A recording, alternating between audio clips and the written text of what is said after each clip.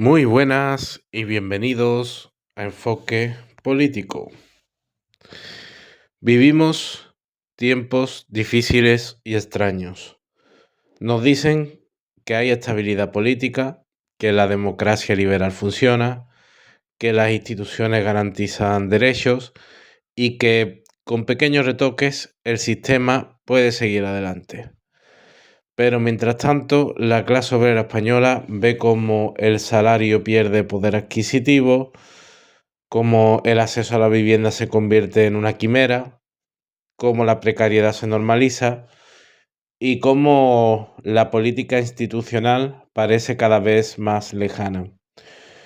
Y no es la primera vez en la historia que los explotados viven en una época de aparente calma. Hoy queremos viajar 2000 años atrás para hablar de un nombre que atraviesa los siglos, Espartaco. No como un mito romano, sino como un dirigente revolucionario, y a través de él preguntamos qué tipo de Espartaco necesita hoy la clase obrera en España. Cuando estalla la rebelión de Espartaco, Roma no vivía en una crisis revolucionaria evidente. La república se expandía, conquistaba territorios, acumulaba riquezas. Para los ciudadanos libres el sistema parecía funcionar. Para los esclavos era tan brutal como naturalizada la explotación. Millones de personas privadas de todo derecho, fragmentadas por origen, por lengua y condición, sin representación política, sin voz institucional y aparentemente sin fuerza para cambiar nada. La esclavitud no era vista como un problema político, era la base del orden material, político y socioeconómico romano. ¿No nos recuerda esto a algo? Hoy la explotación adopta otras formas, pero también se presenta como inevitable. La precariedad, los falsos autónomos, las jornadas interminables, el chantaje de la vivienda, la dependencia del salario para sobrevivir, todo ello aparece como lo normal, entre comillas, para el sistema, como lo único posible dentro del marco existente, ¿no? Espartaco no surge de una estructura política previa, no tenía partidos, ni instituciones, ni medios de comunicación a su favor. Era un esclavo tracio convertido en un gladiador, es decir, un producto del propio sistema de dominación. Y sin embargo, logra algo extraordinario: unificar a los esclavos. Personas sin experiencia política común, sin horizonte de victoria, sin más patrimonio que su propio cuerpo explotado. ¿Cómo lo hace? En primer lugar, rompiendo la resignación, Espartaco demuestra que el poder romano no es invencible, que los amos pueden huir, que las legiones pueden ser derrotadas, que la victoria es, antes que nada, una victoria, digamos, de tipo político y moral.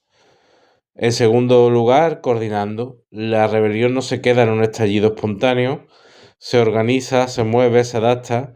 Espartaco entiende que sin estrategia, sin dirección, la rabia se disipa. Y la tercera, construyendo unidad en la diversidad. La rebelión agrupa esclavos tracios, galos, germanos, campesinos empobrecidos. No eran iguales, pero tenían un enemigo común. Ahora saltemos al presente. La izquierda española vive atrapada en una contradicción profunda.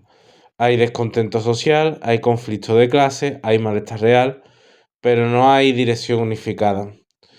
Partidos dentro del arco parlamentario gestionando los límites impuestos por el capital, organizaciones fuera de las instituciones con enorme capacidad de denuncia, pero escasa traducción política, sindicatos debilitados, movimientos sociales fragmentados y una creciente desconfianza de sectores obreros hacia la política. Cada espacio actúa como si fuera suficiente e independiente por sí mismo. Espartaco nos enseña que eso es un error fatal. Sin unidad estratégica, los explotados siguen divididos y cuando los explotados están divididos siempre vence el poder. Cuando hablamos de un Espartaco para la clase trabajadora en España, no hablamos de un caudillo mesiánico ni de un líder individual.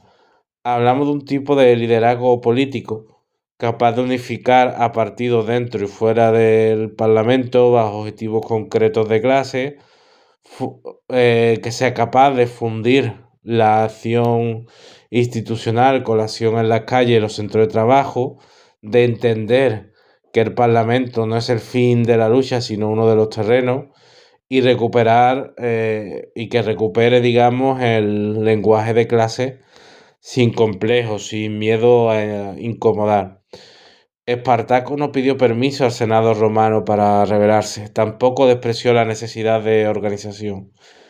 Es el equilibrio que falta hoy, ni fetichismo institucional, ni activismo sin horizonte político.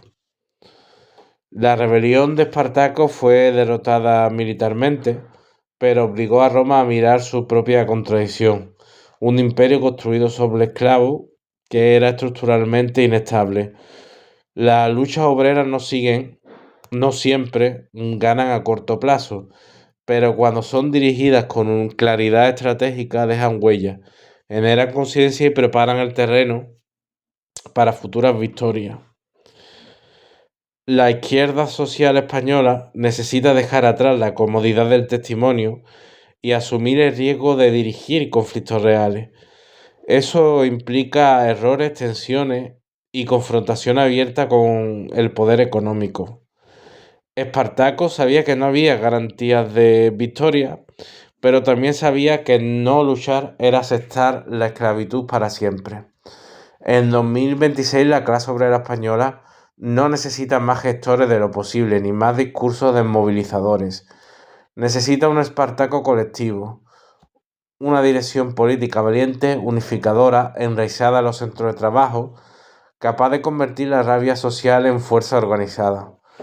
Porque la historia nos lo recuerda una y otra vez. Los sistemas de explotación parecen externos hasta que dejan de serlo. La pregunta no es si hace falta un Espartaco. La pregunta es si estamos dispuestos a construirlo. Bien, hasta aquí esto es todo por hoy. Si les ha gustado, dale me gusta, síguenos y compártelo. Un saludo y hasta la próxima.